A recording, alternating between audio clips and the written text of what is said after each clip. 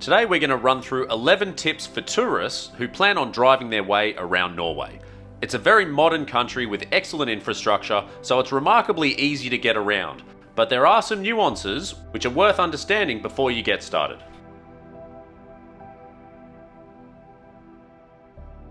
The first tip is understanding the legal blood alcohol limit for when you're driving. This is important because in Norway it's very, very low. If you're on vacation, chances are you'll be having a few drinks, maybe with dinner, maybe at lunch, but you should know ahead of time that the legal limit is just 0.02.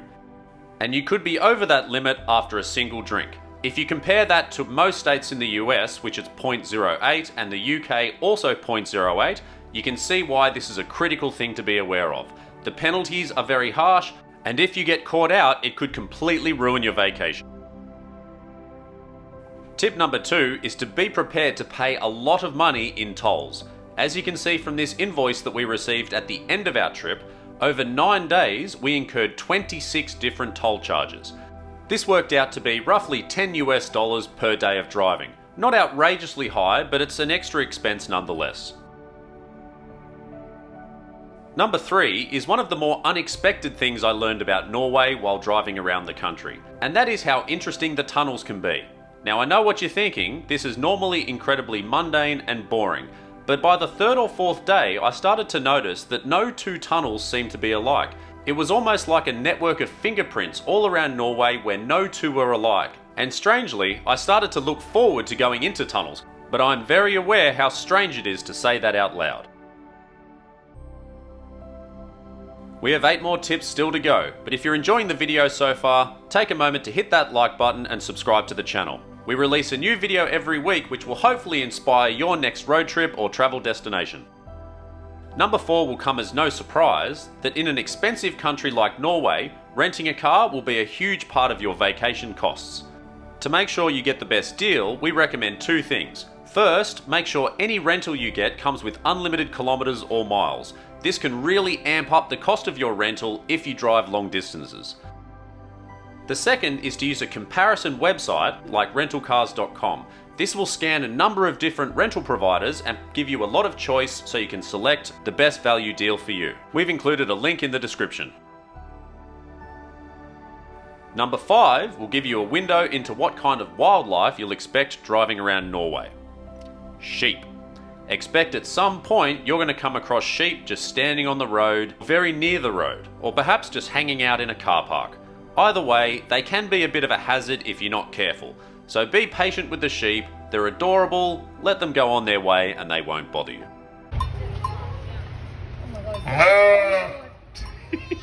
If you want a picture with them, now's the time. Where you going, bro? I wouldn't go in there. Number 6. Expect to take a lot of ferries. When you're driving around the fjords, there can't be bridges and tunnels to get you everywhere you need to go. A lot of the road connections are done with these large ferries where you can drive straight onto them and they take you back and forth across the water channels. And while this will slow you down, it's actually a fairly seamless process and we didn't come across any major holdups. But you do need to factor this into your driving time when you're planning out your itinerary. But sometimes it can be a welcome break from the car so you can get out, stretch your legs, enjoy the view and the breeze in your hair. It's a very nice inside area with big windows so you can enjoy the view without all the cold wind like I'm copping out here. Plus a cafe, bathrooms, all that. While we're on the topic of potential delays, tip number 7 is expect a lot of roadworks on very narrow roads. Sometimes this means there'll be a whole lane of traffic blocked while they let traffic through on another side. This was the biggest cause of delays that we encountered on our road trip, and they were harder to predict on your navigation apps as well. So you might need to give yourself a reasonable buffer if you're in a hurry or have an inflexible deadline like a flight you have to make at an airport. Tip number 8. Speed limits are not always appropriate for the conditions. We were lucky that the vehicle that we rented had a speed limit display on the dashboard. This made it easy to keep track of what the limit was wherever we went. Sometimes the speed limit was much higher than what it would have been safe to drive at given the conditions. there's a lot of bends in the road or variable conditions of the road itself, especially in bad weather, that makes it worthwhile to just slow down a little bit and take your time. Staying safe when you're doing long hours on the road should be your top priority. And that brings us to tip number 9. And that is that Norwegians are incredibly patient and courteous drivers. Can you say the same thing about the drivers in your hometown? I certainly can't.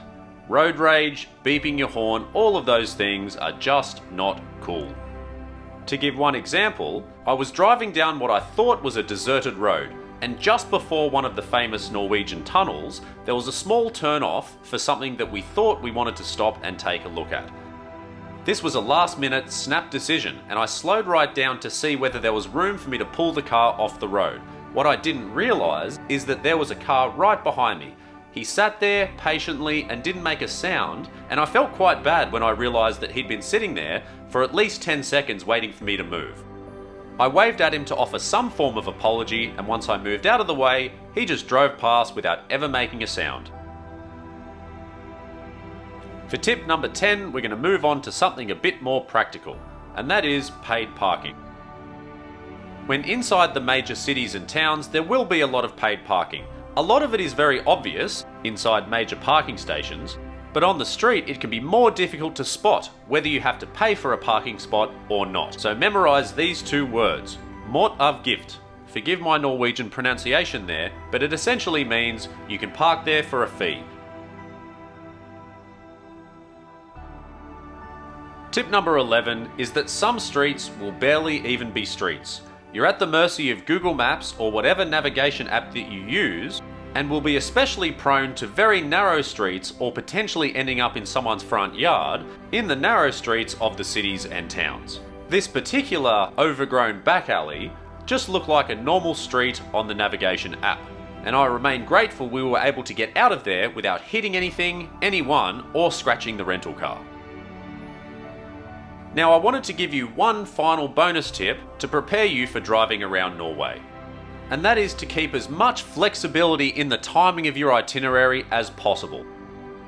There are a lot of really well-known sites that you can mark off on a map and tick off one by one on your road trip.